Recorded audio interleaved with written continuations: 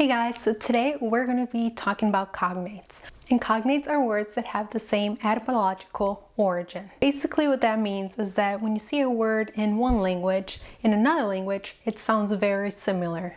So in short, if a word sounds, looks, and means the same, a word is a cognate. And this is really going to help when we're learning a language, specifically when we're learning Spanish. These words really allow us to play the guessing game. So when we look at it, it's most likely that it is that word. These words share the same root, mostly from Latin, and they help us recognize these words and help us with memorization when we're actually learning vocabulary words in Spanish. So it's really important that we recognize these and then we understand some patterns so that it is easier for us to remember some of the words when we're learning. We have different types of cognates. I like to categorize them in three. First one are perfect cognates. And this is exactly what the word means, perfect. They look the same, they sound the same, and they mean the same. And when I say they look the same, we're talking about specifically the spelling. So here are some examples. We have animal, animal. So as you can tell, the difference there is pronunciation. Next word we have is hospital, hospital.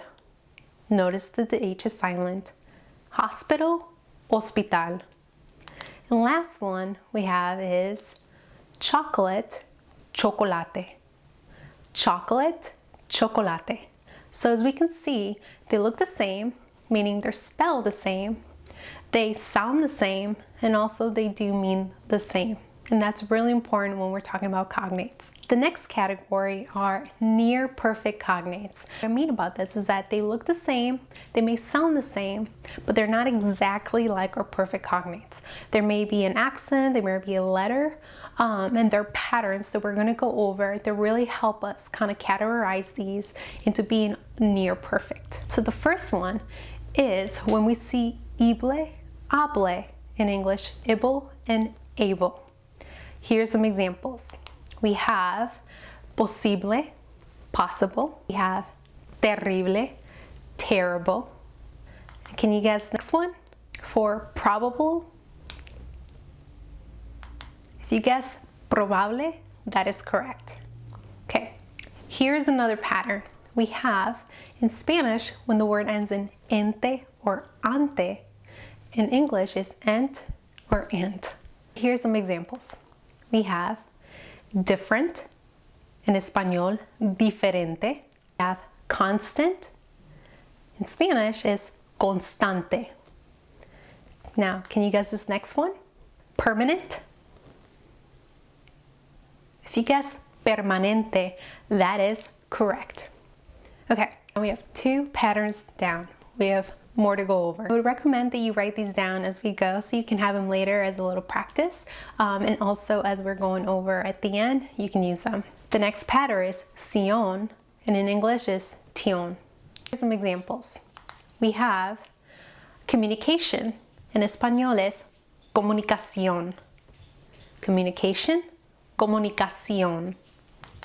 Next one we have solution. In Espanol is solución.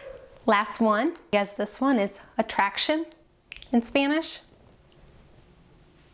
If you guess atracción, you are correct. Okay, hopefully at this point you're picking up on some patterns. Now, the more we practice them, the easier it will become for you to recognize these when you're out and learning the language. Okay, now the next pattern we have is audio for airy in English. So here's some examples. We have vocabulary, in Espanol, vocabulario. Vocabulario. Next we have necessary. In Espanol is necesario. Necesario. And last one, can you guess this one? For visionary. If you guessed visionario, you are correct. Good job. Let's keep going. Next one we have eco for ico. So here are some words where this pattern might appear. We have logical for lógico. Lógico. Next one we have political for político. Político. Okay, can you guess this next one? Medical. What would medical be in Espanol? If you guess médico, that is correct. And some of these you may notice that there is an accent mark. Well, that will come with practice. But for right now, we really don't need to focus on that. Okay, let's keep going. Okay, now let's go over our last pattern. Ansia and ansia. And in English it's ens and ants. Here's an example of how they may appear in words. We have difference. In Espanol, diferencia. Next word is elegance. In Espanol is elegancia. Now, you try this one. Coincidence. What would it be in Espanol? If you guessed coincidencia, that is correct. Coincidencia. Good job. Okay, we've gone over perfect cognates and we've gone over near perfect cognates. Perfect cognates are pretty much words that look exactly the same, they sound the same, and they mean the same. We have to have those three. If not, it doesn't work. The second category are near perfect cognates. So those are the ones that we're going to be studying and paying close attention to the patterns, because those are going to help us really translate and work with the words so we can figure them out. And the last category are false cognates. These are pretty much words that look the same, they may sound the same, but they will not mean the same. And these are very, very important. It's a small group and you will learn as you go when you're learning the language and vocabulary, but it is important to understand that some of these words will not translate directly. So let's just go over a couple. First one is embarazada.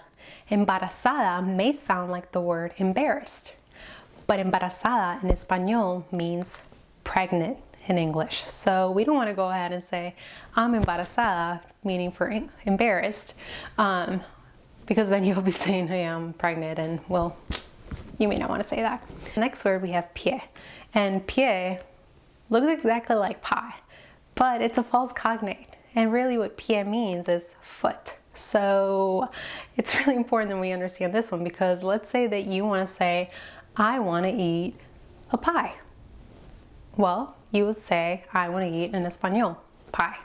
But if you say in español, yo quiero comer un pie, really what it translates to is I want to eat a foot. And I don't know about you, but that's cannibalism, and I'm not doing that. So that's another important one that we might want to familiarize ourselves with. Okay, I have two more. Next one is ropa. Ropa.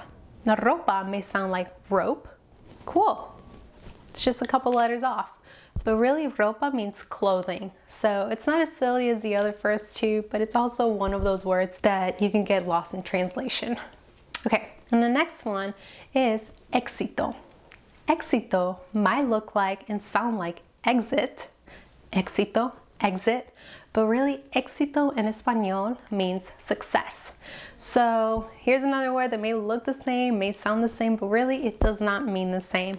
So it's really important that we, again, familiarize ourselves with this one. And like I said, it's a small group, but they will pop up here and there. So always, always, always confirm before you actually assume a word is what it is, so you don't get lost in translation or have a silly moment. But either way, whatever, you're learning, so it's not a big deal. Just be patient with yourself.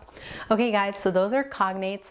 Practice the patterns as best as you can. Hopefully you wrote them down. If not, go back and write them down and try to use them daily. See if you can learn like 5 words a day, or 2 words a day, or kind of get that goal that you can improve your vocabulary.